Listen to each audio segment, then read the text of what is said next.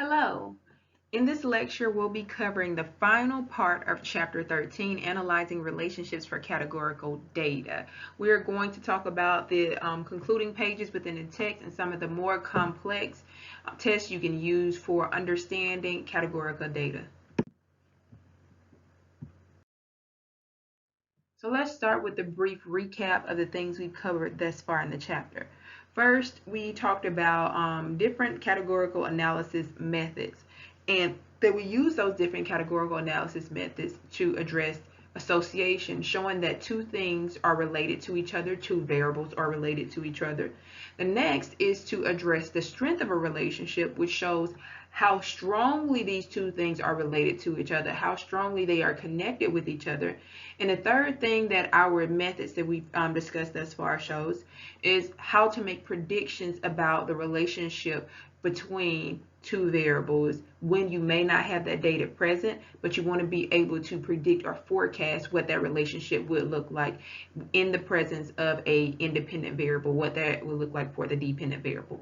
Now, we've touched on all of these for categorical data, and if you remember from our last two lectures, categorical data is data that is considered to be nominal or ordinal as far as their level of measurement. And we're going to continue in this discussion about nominal and ordinal data, but we're going to talk about some of the complexities of addressing nominal and ordinal data and some of the different situations that you will not run into in your final paper because of the guidelines that I outlined, but some that you may see in the future or in other papers that you may read. So first, let's think back to our example that we've used throughout the semester, the example of education and income. In this instance, education is considered to be the independent variable and income is considered to be the dependent variable. We have hypothesized throughout the semester that education has some type of effect on income. Our null hypothesis was that there is no relationship between education and income, and we're trying to see if that is actually true. Let's say we look at these two variables, education and income, and we look at the correlation between the two, and we find that our correlation shows that it's at about 0.7. That's the correlation between the two things, which means that these two variables move through time about at a very close rate. Is it a perfect relationship? Absolutely not, because it's 0.7, right? And we know that that is a strong relationship between two variables. We learned that earlier in the semester. But if it's 0.7, that means that there is still some part of that there's still some part of what goes on with income specifically that we can't explain with just education alone. Because if we could just explain everything about income with education, then it would be a perfect correlation, meaning it's a one-to-one relationship. But that's not the case. So what do we do with the rest of that? How do we go about explaining the rest of the variation or the rest of the differences we see with the dependent variable? In every instance where a person has a high education, they don't have a high income. So how do we go about explaining that? How do we go about discussing that? Well, one way that we do that is by looking at possible other factors that can contribute to that relationship. And if you look on the right side of the screen, we show causal relationships versus non-causal relationships. Now, in this example, in your mind, impute education as the X and income as the Y. And this is the way that we've thought about it, having two variables known as a bivariate relationship. We have two variables where one is supposed to be the reason for the other. But the problem is that because we live in a social world that is super complex, the relationship usually doesn't look like that. At best, we may get a 0.7 correlation between two variables. So how do we address the parts of it that cannot be explained by the independent variable we have included? We have to look at the possibility of there being other variables at play that could also help explain that relationship. And those variables within this diagram will be represented by the letter Z. Variables we didn't think about in the beginning, but variables that have and play a very important role in explaining the dependent variable, the Y variable, or income in this specific instance. So when we talk about these things, and we've talked about them before, we're talking about understanding how there can be a spurious relationship between two variables. And spuriousness means that the relationship that we see between two things is being attributed to just the independent variable, but there could be another factor at play that is causing that relationship to either exist or to look as strong as it does. So let's think about our example with education and income. Maybe one of the driving forces behind high incomes isn't just education level. Maybe one of those other forces that we didn't factor into this is also personal motivation. Maybe personal motivation is a independent variable that plays a role in the income that a person has outside of just their education. And in this instance, this would be a variable that we know could play a role, but we're not really interested in looking at that variable particularly for our study. When you have a variable that you know could play an important role, but it's not really the focus of your study, that variable is termed a control variable. A control variable is a variable that you include because of the role that you believe that it plays in the relationship between your independent variable and your dependent variable. So in this discussion, we're moving beyond talking about two variables and talking about the possibility of adding additional independent variables in order to understand the relationship between the key independent variable we're interested in and the dependent variable.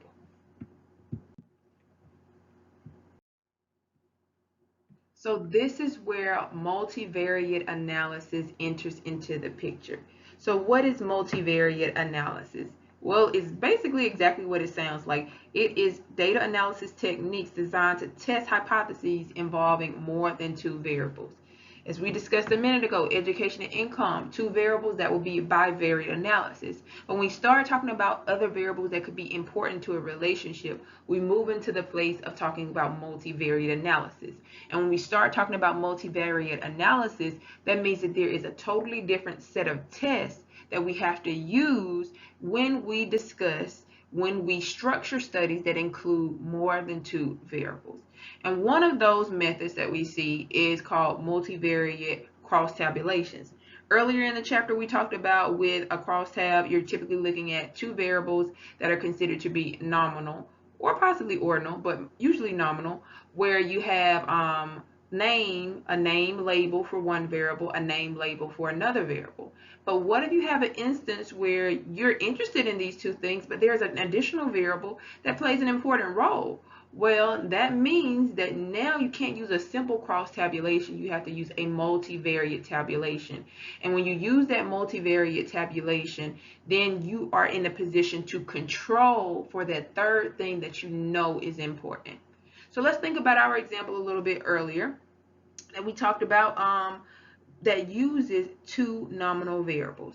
And that would be abortion and gender. Interested in knowing more about abortion and gender.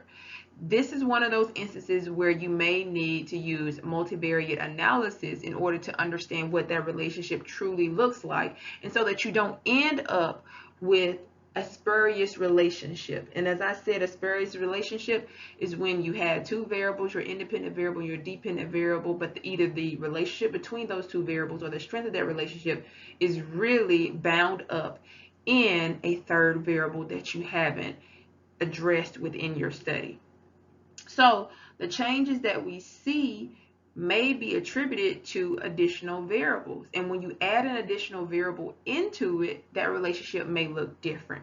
So when we add that additional variable in there, we may end up realizing that there is something going on called an interaction. If you've read studies before, I'm pretty sure you saw where people have said that they've interacted one variable with another, but that has to do with just how you run the test. But an interaction means exactly what it sounds like. It means that you believe that that your independent variable that you're really concerned about actually is impacted by another variable, and those two things are so bound up together, the relationship that you see is not based upon the independent variable you care about or the control variable. It's based upon them being wrapped up together as one. Like they are so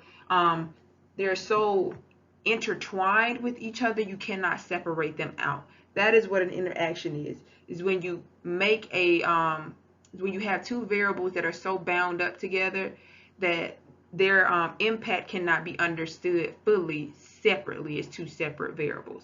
So if we talk about education in our previous example and we talked about motivation, there may be a relationship when education collides with motivation that we can't separate out and say, well, it's just education or just motivation. It's these two things as compounding factors upon each other, and that's the reason why we see income looking the way that it looks. So, very important term to note there, and make sure you understand what an interaction is. An interaction is when two independent variables are interacting together, so firmly intertwined with each other that they are responsible for a major impact on the dependent variable. So now to our example about using two nominal variables. As I said, we're talking about abortion and gender, and we have a research question. We want to know the relationship between gender and support for abortion. So what do? We conduct a study and we decide to survey people and see how they feel about abortion, and then we make sure we look and see if there's a difference between the women and the men. We're looking at the differences between these two groups. So we surveyed them and we want to see, like, as far as supporting abortion goes, is there a difference between the two groups? This is our traditional cross tabulation, which is just men and women and yes and no. And we look at these two groups and we see that there is a difference when it comes to support for abortion. Women, they seem like they support abortion at a good bit higher than men, so we see that there has to be some sort of relationship there. But are these the only two factors that explain this relationship? Can we fully explain support for abortion by just looking at gender?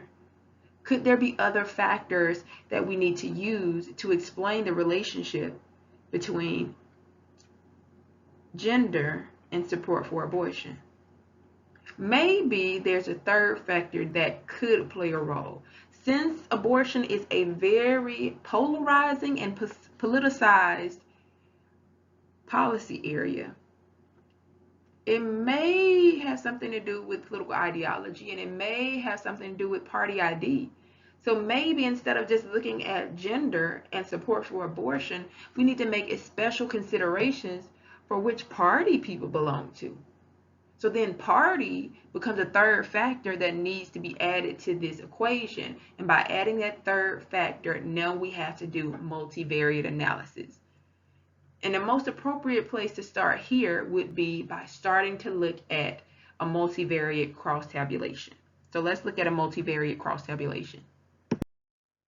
So here we have support for abortion, but this time we are controlling for party ID by dividing these groups of the gender groups into party ID groups. So if we add that party ID section into it, we start to see a little bit of a difference that appears looking at the data this way. So we add party ID and we see that there is a difference between women and men still. That, granted, that is still true. But the difference between women and men who are Republicans and the difference between women and men who are Democrats, that tells a story. They don't have this whopping percentage difference between those two groups. And additionally, if we look at the difference between Republican women and Democratic women, we see that it's a whopping difference between them, and they belong to the same gender group. So now we know that party ID plays an important role as well. And if we had left party ID out, we may have thought the strength of the relationship or the differences we see between those groups are just attributed to gender, when it really turns out that it's attributed to gender, but party ID also plays a very important role in the way that these different groups break up. So that's how you have a multivariate cross tabulation. You make sure that you go in and you take the independent variable that you're really interested in and you group that group into smaller groups based upon that control variable. Here is grouped by party ID.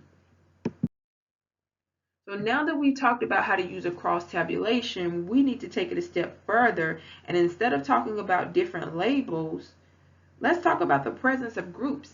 In our last example, we talked about having two groups, men and women, and being able to understand the differences between those two groups. But when you're in a situation where you have more than two groups, what type of statistical tests and data analysis methods do you use? Well, if you have more than two groups, you're going to use something called an analysis of variance. I'll give you an example of some instances where you may have more than two groups. Again, we're still talking about nominal variables and ordinal variables. We're still talking about that categorical data. But if you're interested in knowing the differences between groups along the lines of race, you can have 4 to 5 groups. You can have black, white, you can have Asian, Native American, and you can have a group that you deem other or multiracial. So then you got to understand the differences between 4 to 5 different groups. And you can't do that with a simple 2 by 2 cross tabulation. That's a problem. And also you can't go through and just compare one group like black versus white or just black versus Asian. You want to know how it looks for all of the groups. So you have to use a different tool. And here that will be the analysis of variance. It's shorthanded as ANOVA. If you hear somebody say that or you see that written in the paper, it's just short for analysis of variance. And it's exactly what it sounds like. It's rooted in variance and understanding variation. This test looks at the differences between two or more groups, the mean differences. The mean for one group, for example, let's say along the lines of race, and the difference between that one racial group and the next racial group and the next racial group and the next racial group. You have to have at least 3 groups in order to use this test. And it doesn't just have to be race. It can also be something such as like religion, all of these things, anything that can be categorized as more than 2 categories. So this test is used to understand the differences between at least 3 groups and whether or not that difference is statistically significant. So it's going to look at the means for those groups and whether or not the differences between those groups are statistically significant. An example of this that you could use would be along the lines of race, and we want to look at like the average income per household. You would have each individual racial group, and that test would tell you if the mean income for each racial group is statistically significantly different from each other for each racial group. And then we have a statistics test that we'll talk about in a little bit that tells us whether or not that is the case. So this test, like any other test we've dealt with, like the cross tabulation and all that good stuff, is looking at the null hypothesis. Because the null hypothesis always says that there is no relationship, there is no difference, there is no association. So to determine whether or not there is a relationship, there is a difference, which is the focus of this test, we run the test, and based upon the statistics we get at the end of the test, it lets us know, hey, these groups are different. And because they are different and not the same, and there is a difference between them, we have to reject the null hypothesis that there is no difference between these. So let's talk about an example where we may see this or it may be the case. Let's start with the research question. Our research question here is going to be, how do different wellness strategies impact weight loss in obese people? So we're doing a study and we're trying to study weight loss and how to get different weight loss outcomes for different groups. So we're going through and we decide that we're going to divide these people up into different groups, more than 2 groups, and to see if there is a difference in the mean amount of weight that a person has lost between these different groups. So let's get to it.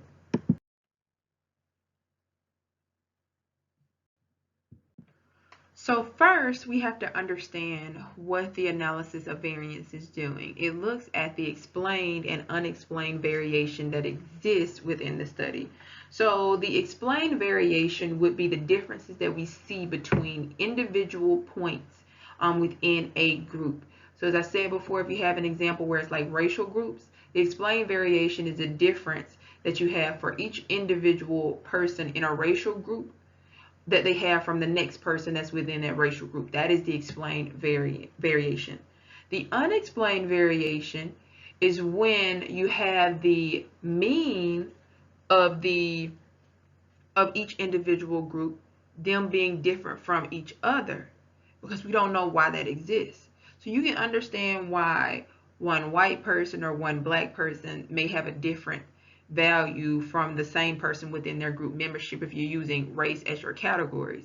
But why are there differences that exist from one category to the next category? That would be the unexplained variation. And we term those things as explained and unexplained variation, but the terms that are used in the formula would be within group and between group variation, right? So within group variation would be the unexplained, and the between group variation would be the explained variation. And I don't want you to get too bogged down in understanding the specifics of this as much as I want you to understand the concept. So we're looking at variability between individual points within the respective groups, and we're looking at variation between the different groups and their means. So all of this variation is summed up by saying total variance, the variance we have within individual groups and the variance that we have between the groups. So within variation plus between variation gives us total variation. And then we use total variation to, that's how we go about understanding what our eta squared is. And eta squared is a measure of association used with the analysis of variance that indicates what proportion of the variation in the dependent variable is explained by the variation in the independent variable. So that's just a fancy way of saying we will get that number that comes out of that statistical test that tells us how much of what we see in the dependent variable can be attributed to or explained with the independent variable. So that's all that means there. So this is a look at the formulas that we use to calculate the analysis of variance. So in order to calculate the within group variation, how it varies within the individual specific groups, we use this formula, and you should be familiar with some of these symbols like the sigma, x meaning the value of the individual point, x bar meaning the mean of the x's. The between groups similar, sigma meaning summation, and then the same thing with x and x bar squared. And then you use that to get your totals, and the totals would be, summation x minus x bar squared. And then in order to understand the statistical portion of it, we have to look at degrees of freedom. We also look at mean squared, and we have to run something called an f-test so that we can generate an f-test statistic. So what's an f-test? An f-test is a portion of the analysis of variance that tells us whether or not there is a statistically significant difference between these groups. Is there a statistically significant difference between these groups? That f-test should be familiar to you when I explain to you the concept. So an f-test is a kind of like the z-test and the t-test that we did before, and even the chi-square test, because we do the same thing, we use the same method as before. We use a formula, and with that formula, we calculate an F value or an F statistic, okay? An observed F. And it gives us this number, it spits out this number. And then we take that number and we have to compare it to what exists in a F table. And we use the degrees of freedom and our confidence level, like if we want to be 95% confident, yet again, we use that information in order to determine whether or not there is a statistically significant difference. So before we use a z-test, we use a t-test, we use the chi-square test, and then we're using an f-test. But all of those tests do the same thing. We take a value, we get the f value spit out, the observed f spit out, and then we take that and we compare it to what is in the table, the critical f, the number that we have to hit and exceed in order for it to be statistically significant and there to be a statistically significant difference between the different groups and within the different groups. So something important to note right here really quickly is that the test does not tell you which group is really different because it looks at all of the groups together, but it does tell you if there's a difference between the group. That is something very important and statistically significant. So the mean squared variable, the mean squared measure is one of the measures, the other measures we use within the ANOVA in order to know whether or not there is a difference regarding the mean of the different groups. And we use that to determine whether or not there's a difference, and that's part of the equation that we calculate there.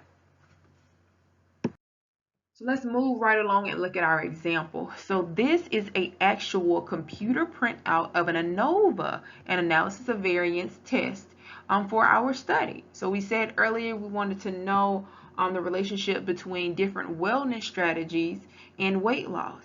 So we go in and we want to know the different strategies, and we have three different groups. We have a control group that is going to have a diet. They're just going to eat well. They're going to eat 1,500 calories or less every day. And then we're going to have an exercise group where they're going to have that same 1,500 calorie diet, but they're also going to exercise for 30 minutes 3 times a week. And then we have a pill group. And this pill group is going to have that 1,500 calorie diet as well, but they're going to also take a appetite suppressant pill to see if that has an impact. So we're going to go here and we do all of this stuff, and then because we have three groups, we have to do some sort of statistical test to see if there's a difference in the weight loss between these different groups. Of course, we can just look at the average weight loss for each individual group and make some conclusions there, but that doesn't tell us if there is a statistically significant difference between and within those groups. So we use this. Instead, we put a lot of great things into a computer and we run an ANOVA, and then we get this stuff generated. And from this table, we use our F value to tell whether or not there is a statistically significant difference between these different groups and their weight loss. So our critical F value, let's say that it's 13.84. We'll use that because I don't have the table right now on hand to look at, but let's use that number.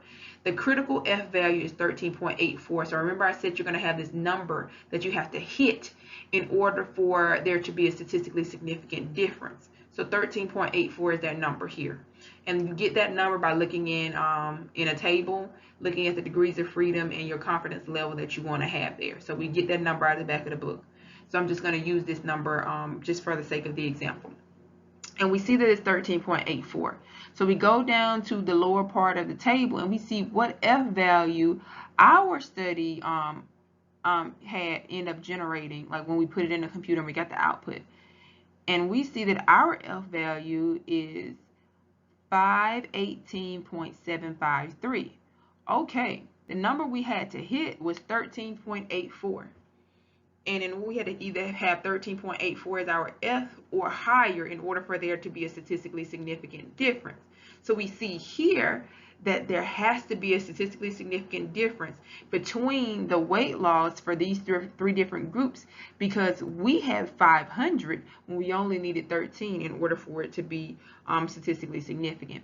And another little shortcut that you have on these tables, because they're so awesome, is that they tell you whether or not it's significant. On the other side of the F, if that significant value is lower than 0.05, because remember it's two sides of the same coin when it comes to 95% confidence. We want to have 0.05 as our limitation for our confidence interval. If that number where it says significant is lower than 0.05, then that means that it's statistically significant. So if you took the F out and just looked at the significant area, if that significant area is ever lower than 0.05, then that means that it's significant at the 95% confidence interval. But you have to look at the F, because that's what you do as great research students. You make sure you're able to look at multiple things within the table to be able to know those differences for those groups. But we know by looking at this table that, hey, we're able to look at three different groups with multiple categories and to be able to determine if there's a difference here. So if our null hypothesis for this example was that there is no difference in the weight loss for different wellness strategies, based upon what this F score says and what the significance value says, we know that we have to reject the null hypothesis, because this table is telling us that there is a difference that exists between these different groups. Okay? So that was a lot of information. But we have to make sure we cover the bases when it comes to categorical data and the different things that you may be exposed to in the future, just so that you have a high level understanding of how all of this stuff works. But some of your big takeaways on this section, specifically in chapter 13, the first thing is that as your studies become more and more complex, you have to use more and more complex and advanced tests to understand the relationship between your variables. Before, when we were just talking about, two categorical variables like gender and yes or no support for abortion, we could use very simple ways of looking at a relationship. Um, Even to understand the strength of the relationship, we can use something simpler. And being able to make predictions, we will use something simpler. But when we add more variables into the equation, and when we add more groups into the equation, we have to use more tests. So the next thing that you have to make sure you remember here is that you use a different test when you're working with more than one categorical independent variable. If you ever start finding yourself using more than one categorical independent variable, you're going to be going along the lines of using a multivariate cross tabulation or an ANOVA in order to address your question. But we still have in chapter 14 the test to talk about the test that you use when you're talking about scale data or interval data, as we discussed in the class. And the final thing that we want to take away from this specific lecture is that when we add variables to an equation, it helps to address spuriousness or the possibility of spuriousness. If you guys remember my ice cream murders example, that is when we start talking about spuriousness and the possibility for that. Spuriousness is when you have two variables that you are attributing as having a relationship, but you haven't considered other variables. And that other variable that you have left out of the equation either explains the relationship between the two variables or explains the strength of the relationship between those two variables. And we want to avoid that as much as possible because we live in a complex social world. This is a real issue that happens. So in regular everyday studies where people do this professionally, they don't typically look at just one independent variable as explaining the dependent variable. They look at multiple because they want to avoid spuriousness.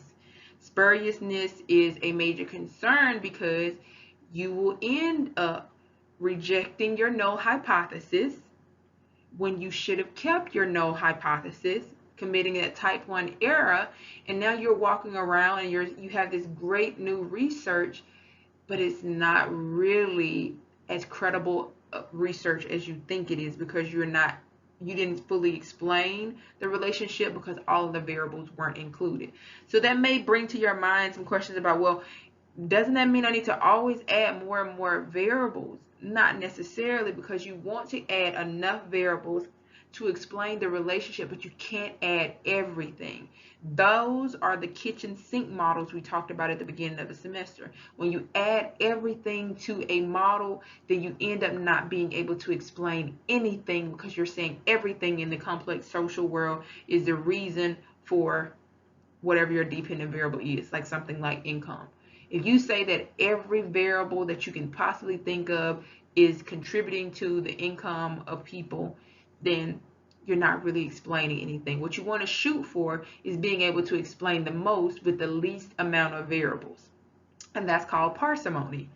And that is your goal. You want to be as parsimonious as possible in the way you structure your studies.